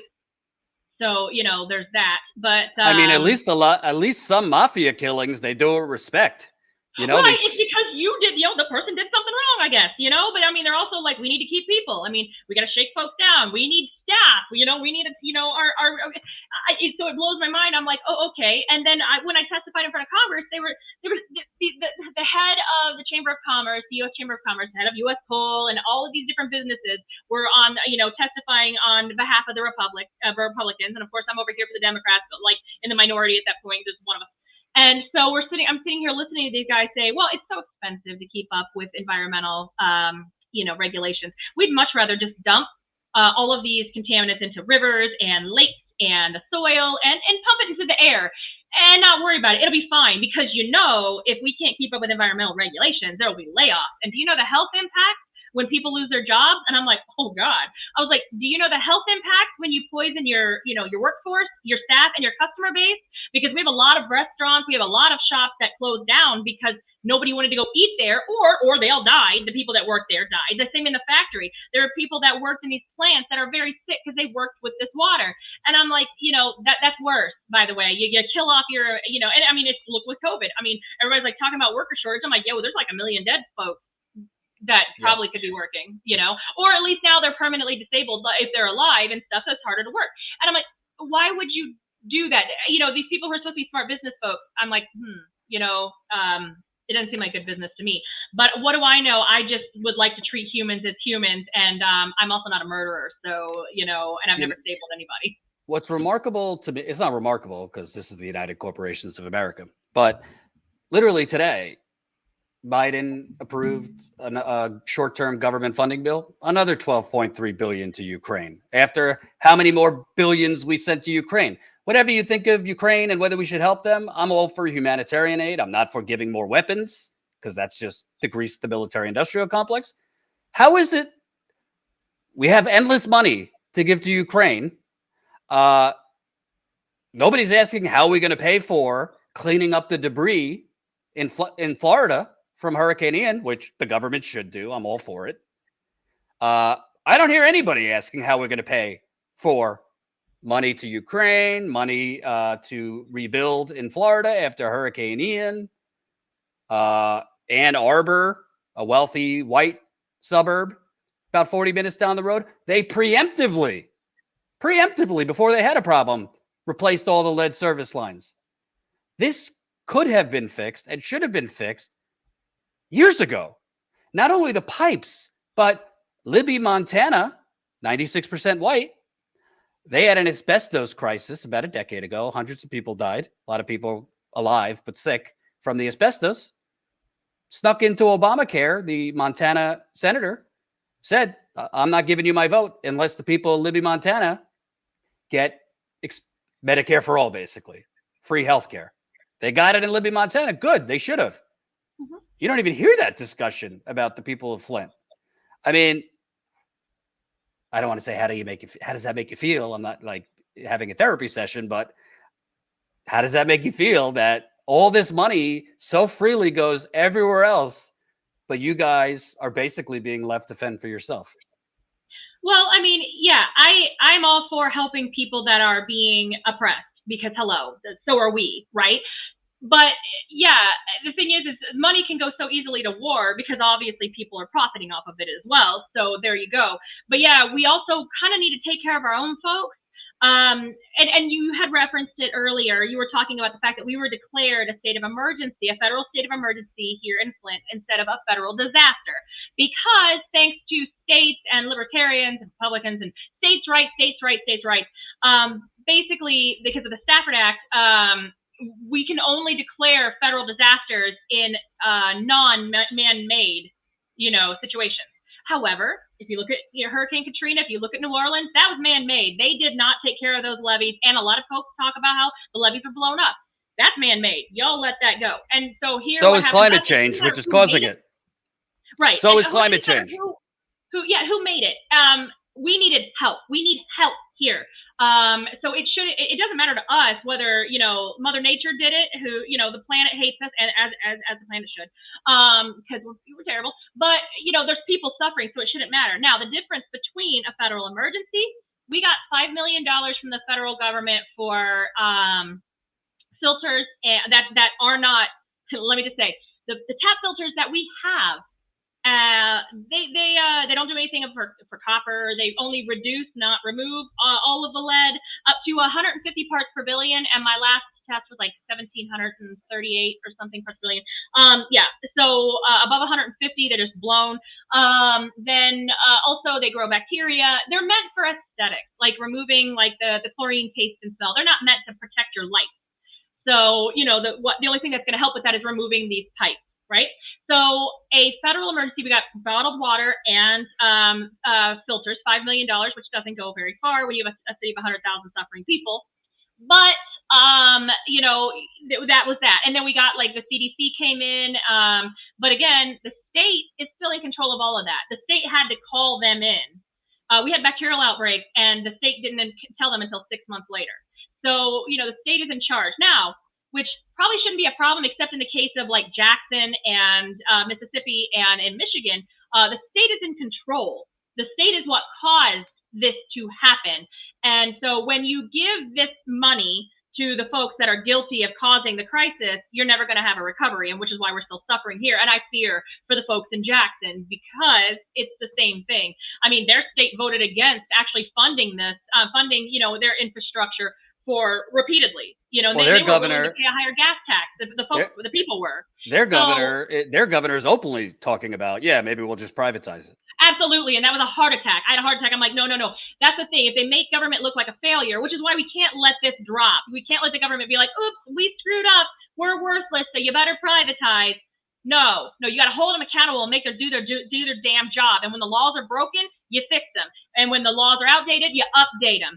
So basically, when I was testifying back in, we were demanding this, declaration of disaster. What that would have given is it would have taken control out of the state's hands, out of the guilty party's hands, and put it in the federal government. We would have had the Army Corps of Engineers working with the plumbers union, who said they could get 1,000 volunteers here over the weekend, and they could get all of these pipes, all of them, not just the service lines, all of them replaced and ripped out. And in the meantime, to get the engineers to work on right-sizing our city, which means shrinking our infrastructure down so we don't have this stagnant water, right? Which would make it more efficient, which we think would be smart. And also then you're not replacing the entire $1.5 billion system is what it was valued at. You're doing about half of that, okay? Which was, should have been manageable. But no, we did not get the disaster declaration. We got left in the hands of the state. The state got all the money that was passed, and when the guilty did it, do you think that they're doing anything? They're doing just like the city's doing right now. Yeah, we're giving the residents $300. No, you're putting it in the water accounts, which means you're giving it back to yourselves. That's what the state did with that ended up being like, I think total $300 million between the state funding and then grants from the EPA and then the $170 million in wind money.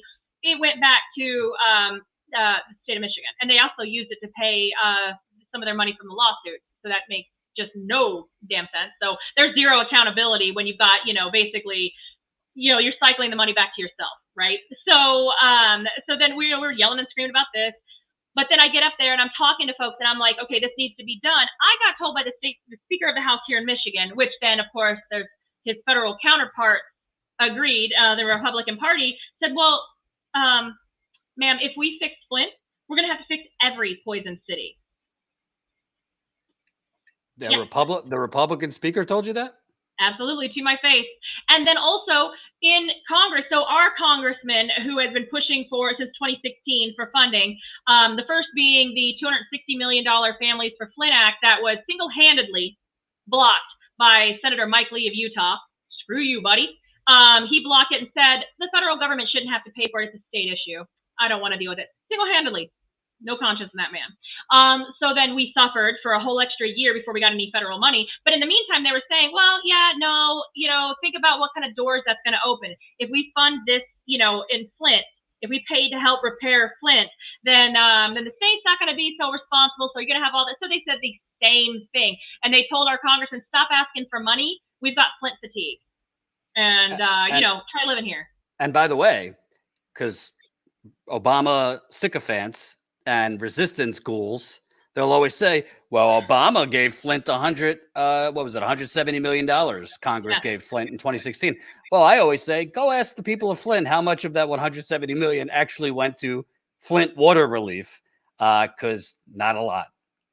Well, no, $50 million of it went to expand Medicaid for children ages 20 and under. So only little kids. And all it did was it added a few extra services. It not for adults or senior citizens. It added some targeted case management services.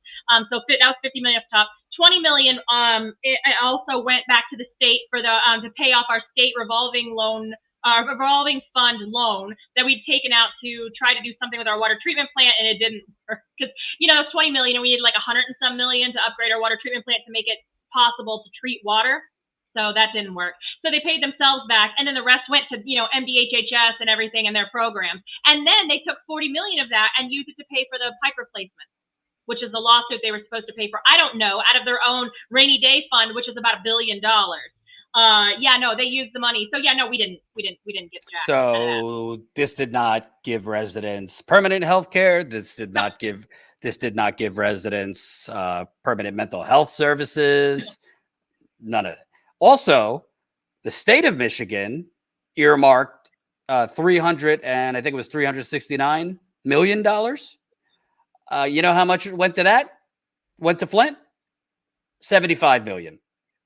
So out of 369 million, 75 million went to Flint. The rest went to real estate firms, banks, hospitals,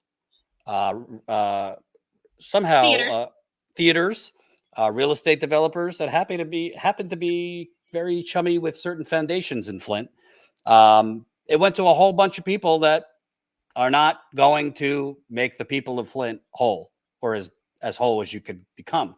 So it seems like there's been a lot of boondoggling going on and theft of money that's supposed to go towards relief. And like you said, the plumbers said we could dig up all the pipes, the service lines, the interior plumbing. We could do it where it's not going to bankrupt the city. They said no. Yep, they said no. And again, it isn't a federal problem. It's a state problem. And the state's like, well, it's not our problem. It's a local problem. And we're like, it is your problem because we didn't have any local government at the time. You were controlling everything. And they're like, and then there was a change of the guard. Governor Snyder went out. So then the new governor came in and the new administration are like, not really our problem anymore. Get it. So as we wrap up, what is the path forward? Obviously, that's a broad question, but at the moment, there's no momentum with criminal prosecutions because the current attorney general fucked it up, and the charges got tossed. Explicitly, yeah. Basically, this thing could be stuck in court for the next 5 to 10 years. When if she would have just let the original prosecutors and investigators that were moving the cases along after 3 years, if she would have kept them in place, you might actually have people in jail right now. You might actually have actual charges against Governor Snyder, not a misdemeanor. So I'm not optimistic those charges will be brought back or we'll see jury trials anytime soon. And the media is asleep at the switch, intentionally so. And we honestly, at this point, I don't think there's any credible way to even know what the real lead levels are in Flint, much less bacteria levels and anything else. Right. I mean, they refuse to test for bacteria. That way they can say, well, we haven't found any bacterial problems because you didn't look. So we already know that excuse. And we already know that it's bad. So we have to do today was the day they were supposed to finish all the lead service line replacements. Nope, not done. They just started this year, and only because we had this fight. They just started like 2 weeks ago, supposedly, but we still actually don't have the numbers and addresses for that. So we continue to go door to door. We continue to do the work here, residents helping each other because that's all we've got. We're not sitting here like twiddling our thumbs, being like, geez, I hope the government picks up and starts doing the right thing. No. So we're doing the work. We're also working to change the laws. We're also working to help other cities so that when this, whole rollout across the U.S. comes for the service line replacement, it doesn't turn into Flint repeatedly. We're trying to help Jackson. We're working with them. We're doing everything we can do to, also leverage our epic, disastrous failure, that everybody's failed us here in Flint, to help other cities not slide into the dark like we have. But also we just need help. So we need people to, to donate, to keep journalism like, you guys alive, because if not, nobody would hear anything about us because nobody seemed to care. But also, share our stories, continue to, hear what's happening from us, because we don't have all these PR firms. Oh, that my taxes paid for them to lie about our water. And also we'll tell you what to look out for in your own cases, because a lot of people ask why, if I will move. And hell no, I will not. One, this is my house, broken, but it's mine, and I didn't do this to it. But number two, if we move, they win. And that means they'll be able to do this to everybody else even easier, okay? To you guys, to every other single city that can have, this happen to them, which of course anybody using water, even if it's your own well, you're at risk. And then, of course, the third one is I don't know where I would move in this country. I don't know where I would move in the U.S. that's not already having a water crisis, that doesn't already have the emergency manager law that's caused this on the books, where the water's not being privatized, where water's not being treated badly. I'm going to stick with the devil I sort of know, and then try to help everybody else, because at this point, the whole country is like this. And yes, we also have people, we have allies in Canada that are dealing with the same thing. We have allies in Mexico, but they already know their water's bad. At least they don't lie about it. And they don't try to act all uppity like we're the U.S. We're doing great. We're doing way better. No, we're not. So what we need is for people to help share our stories, share our truth, and stand firm. And also look out for yourselves. Get your water tested. If you want, I can help teach you how to read your water quality confidence report, because it's probably full of crap, and to tell you what to look for, what they're not testing for, because PFAS is also a nationwide issue, because all of us have been drinking non-stick stuff for funsies. And it's great. So before we all turn into toxic Avengers, which, we keep fingers crossed we're going to get the superhero things. And if anybody's watched Family Guy, I'm probably just going to get the long growing nails, which is a disappointment. I try to keep a sense of humor, because otherwise I'd probably lose it. And Jordan's had to listen to me for hours, rant on this stuff. So this is me pretty calm. But it just keeps supporting Jordan and the people who actually give a shit about what happens to you and me and all of us. And that are actually willing to take their time out to learn what's going on, to come out here to see and be a part of it, and to actually report the truth about what's going on. Because, look at mainstream media; it's pretty pathetic. So, we're not in this alone, and I appreciate all your support too. I was trying to read comments on my phone as we were going to, but they're going quick, so I'm sure I missed a bunch. But Flint, in my view, is a case study on why everything they teach you in journalism school is complete bullshit. And what I mean by that, and thank God I didn't go to journalism school. I took journalism 101, and that was enough for me, because it was clearly nonsense. They teach you in these journalism classes in schools, go to the official source first, right? Go to the experts, go to the government official, request comment from the government official or the expert. No, you got it twisted. If you go to the expert who's probably being paid by the government, if you go to the government official who's actually being paid by the corporations and bought off, you're actually going to be lied to. When you go directly to the people, they will be your best sources. And sure, sometimes you'll get misinformation from activists or residents, not because they're intentionally trying to mislead you, because they have something wrong or the facts are wrong or whatever. And that happens sometimes.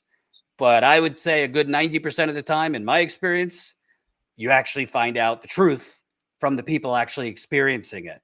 You find out where the bodies are buried from the people on the ground. That is why I'm writing a book on Flint right now. It's very difficult because I'm having to go back through, in my case, 5 or 6 years of reporting, and I'm stumbling over new shit that I guess I missed or that was there. But when you're peeling back an onion of so much fucking corruption, it's like one layer after another layer, and you think you've hit the end of the onion, but then there's a whole nother fucking onion under it. You're not going to get everything. So honestly, God willing, if I get a publisher, there's going to be a shit ton in this book that has never been out there. And to me, this is the biggest government cover-up of the 21st century. Frankly, it's bigger than Watergate. Watergate would be nothing unless the president was involved, and it didn't kill anyone. Okay? They've destroyed evidence, which I've broken stories on. They've deleted their phones. Government officials deleted their phones. Their text messages were magically gone for the entire period that Flint was on the Flint River. I'm talking about people in Snyder's administration. Snyder, I broke that story a while ago. Prosecutors concluded he covered up the Legionella outbreak for a year and a half. He learned about it in October 2014. That residents were drinking bacteria-contaminated water that was killing them. And he lied to Congress about it. The media in Michigan, I literally handed that story to the Detroit Free Press. I literally met with the Detroit Free Press, an editor, in a parking lot. We had our windows open because it was the worst of COVID. And we were just talking, him in his car, me in my car. I handed him on a silver platter evidence from a criminal investigation, by the way, that I obtained. He said, yeah, this is good stuff. I'm going to go back to my boss. 3 days later, we don't have the resources, i.e. we're getting our marching orders. Don't touch this. Yep. So, hey, maybe I'm missing the memo, or maybe I wasn't invited on the conference call. But I think it's a story when an American city is poisoned by their government. It's covered up 3 times over, and the residents are left to slowly die. You don't not cover that. You don't abandon it. It's not a story that goes viral. I don't get a ton of views, but you know what? It matters. And I'm going to keep covering it as long as I'm kicking. So thank you, Melissa, for joining us. We'll be in touch. Thanks. Yep. So that was the great Melissa Mays, Flint activist, Flint resident. Let me get her Twitter handle. So I'll put it in the super chat if you want to follow her. Flintgate, I think it is. Yeah. So this is Melissa on Twitter. And, she needs your support. The residents of Flint need your support. So send them, leave comments under this video so they know you still care. And I'm sure she would respond when she gets a chance. If you want to know more resources, there's Flint Rising, which she's part of. It's a nonprofit group that has been fighting the good fight to avoid water shutoffs, to get justice for Flint. That's Flint Rising. I think it's flintrising.org. Let me check. Flintrising.org. 1 second. Flint Rising. Flintrising.com. Flintrising.com. I'm putting this in the super chat too, if you want resources. But I'm going to keep covering this, whether it's 8.5 years, 10 years, 20 years. It's a scandal that the media has abandoned this. And it shows you why these things happen, because there is no media coverage before catastrophe happens. You think the Jackson water crisis just happened? You think the water just went bad and missing suddenly? No. The governor was blocking investment money for years. By the way, a racist motherfucking governor down in Mississippi, Tate Reeves. The media barely covered it. Why? Because Jackson's 84% black. Why? Because Flint's 50-something% black and a whole lot of poor white people. You got media that's very heavily consolidated in New York and D.C. They're not visiting places like Flint or Jackson often. Out of sight, out of mind to mostly cosmopolitan news editors. Let me read a couple super chats. Dead Sea Genesis, $50. Thank you so much. Thank you, Jordan. Here's a little something to help support your on the ground, groundbreaking coverage. I appreciate that. I'm, I think 18 trips into Flint. I'm sure I'll be back soon. I've been there 18 separate times, largely because of you guys funding Status Coup. So thank you if you're a Status Coup member. If you're not a Status Coup member, that's what it goes to, on the ground reporting. Which is expensive between me, a cameraman, flights, hotels, rent-a-car, equipment. You can become a member at statuscoup.com/join. $5 to $10 a month. It makes a huge difference. Jacob, tip $2. Article, uranium detectable in 2/3 of U.S. community water systems. Monitoring records. Yeah, I covered that a while ago. Thanks for that. Humorous, $5. Thank you so much. Dead Sea Genesis. This channel actually does appreciate your donations. Unlike other donations you have probably made in your life, we certainly do. Thank you. Tony Dallas, $5. Can we get Melissa Mays on the Joe Rogan Experience? Seriously, someone with a platform needs to cover this crime. This is infuriating. I would, if I ever got an opportunity to go on Joe Rogan, I'd gladly give it up to go on, to have Melissa go on. I'm not a huge fan of him anyway, but she should be on there. She and other Flint residents should be all over the news. But they basically have to beg the news to the point of coming to me, an independent news outlet without a lot of resources. Tony, $5. Making money and governance are two different things. The Chamber of Commerce should be banned from local meetings, period. F that vampire. Amen. Dan tipped $10. Great update on Flint Status Coup. Thank you. Humorous, $5. This is where everyone in America failed. They are brainwashed to believe that money is the economy instead of themselves. That's why I call it the United Corporations of America. Thank you so much, Humorous. Thank you to everybody who left a super chat. Thank you to Melissa, Colin behind the scenes. Consider signing up as a Status Coup member for as low as $5 to $10 a month. It makes a huge, huge difference. We need to keep building, especially since we're expanding. If you haven't noticed, Tina Desiree Berg is hosting now a once-a-week show. Tina and Ron Placone are co-hosting. Kim Brown is hosting on Wednesdays. All this costs money. Obviously, we pay people. Steve Grumbine. So please, please, please support us if you can. We'll have other videos up on the channel this weekend. On Sunday, it'll be Let's Get Ready to Grumble. Steve Grumbine's Power MMT Rock Hour with his 1970s style wig and accent, making MMT sexy. That'll air Sunday at 2 o'clock Eastern time. So make sure you put that in your calendar and tune in on Sunday for Steve's show. And I'll see you guys back here again, unless something breaks over the weekend. If something major breaks, I'll come live over the weekend. But if not, I'll see you guys Monday.